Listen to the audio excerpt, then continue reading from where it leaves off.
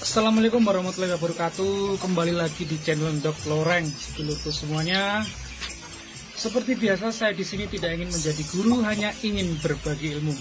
Baiklah teman-teman, semoga kalian di luar sana dalam keadaan sehat walafiat, tidak ada halangan suatu apapun. Baiklah, di video kali ini saya akan coba menjelaskan tentang telur puyuh yang tidak memiliki bobot atau bisa dibilang gabuk teman-teman. Kalau kalian tidak tahu gabuk, itu biasanya bobotnya itu berkurang setiap butirnya ya teman-teman. Mari kita bahas, simak video. Baiklah teman-teman, kita akan menjelaskan tentang bagaimana atau apa hal yang menyebabkan telur puyuh itu tidak berbobot ya teman-teman. Itu ada banyak hal. Kita di sini akan membahas yang paling penting saja ya teman-teman. Yang pertama itu karena kekurangan nutrisi ya teman-teman. Nah, walaupun di pakannya itu sudah banyak protein dan nutrisi, tapi itu belum cukup untuk puyuh ini sendiri ya teman-teman. Walaupun dia seperti ini ya teman-teman, besar telurnya seperti ini tidak menjamin bobotnya itu mantap. Nah, bagaimana penjelasannya dan cara mengatasinya? Yang pertama, itu karena kekurangan nutrisi tadi ya teman-teman. Kekurangan nutrisi, kekurangan protein. Walaupun di pakannya itu sudah full protein dan nutrisi, tidak menjamin telurnya itu akan berbobot. Nah, bagaimana cara mengatasinya dan solusinya? Seperti ini teman-teman. Kita cari contoh yang mudah aja ya teman-teman.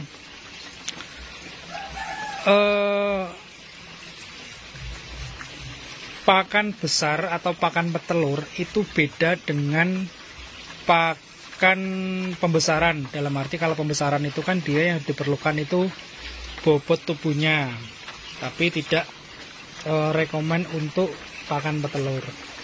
Proteinnya juga lebih tinggi pakan pembesaran ya teman-teman.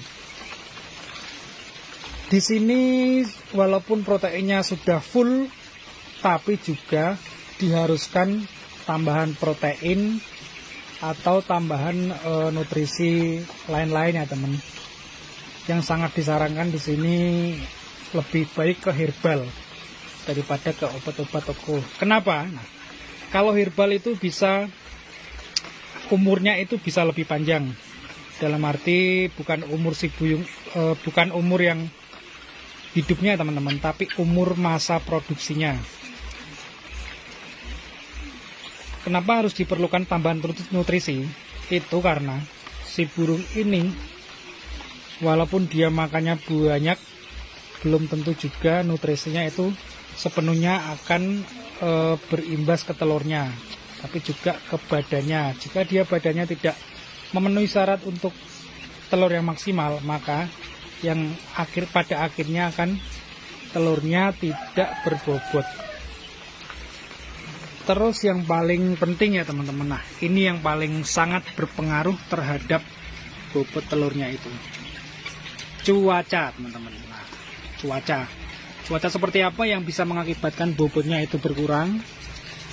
Yang jelas cuaca panas teman-teman. Jadi suhu udara yang ada di dalam kandang itu tidak sesuai dengan yang diperlukan puyuh ini. Bagaimana kita tahu kurang baik atau sudah baik untuk puyuh ini?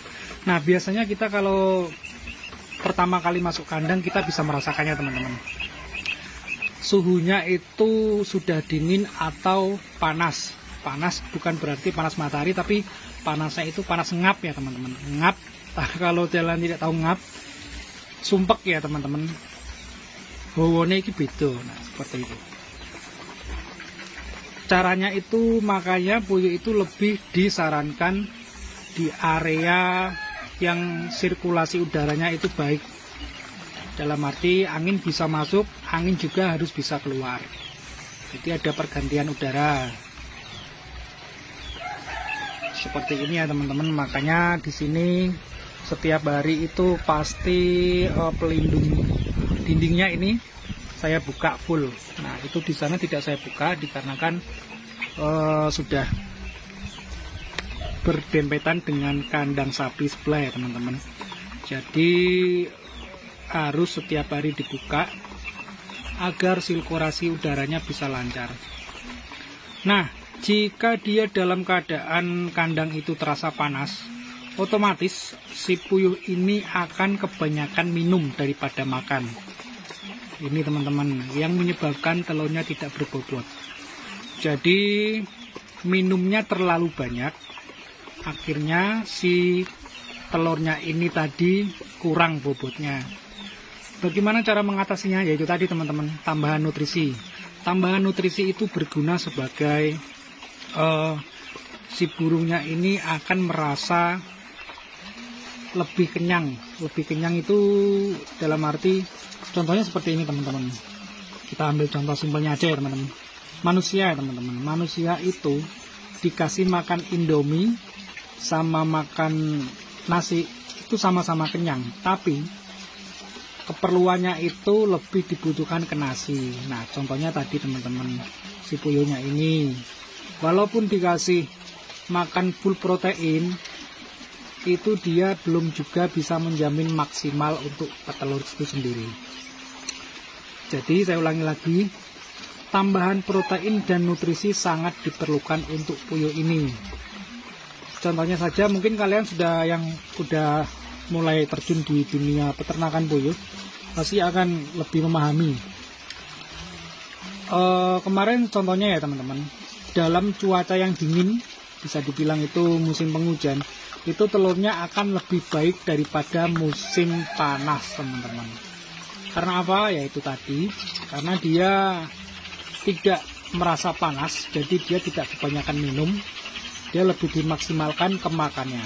Jadi makannya itu benar-benar berfungsi sebagai pembesar badannya, juga tambah bobotnya. Beda dengan cuaca yang sangat panas, itu dia walaupun makan, tapi lebih banyak minumnya dibanding makan. Jadi otomatis nutrisinya sangat berkurang. Contohnya yang sudah saya sebutkan tadi ya teman-teman. Kalau penambahan nutrisi itu sendiri mungkin bisa kalian beli di toko yang herbal atau meracik sendiri. Jika kalian tidak ingin ribet, tidak ingin riuh, lebih baik beli. Tapi jika kalian memiliki waktu yang banyak, alangkah baiknya juga membuat sendiri, juga dapat menghemat kantong dikarenakan bahan-bahannya itu tersedia oleh alam ya teman-teman. Nah, dari video ini mungkin teman-temanku di luar sana sudah cukup memahami apa yang menyebabkan telur itu tidak berbobot.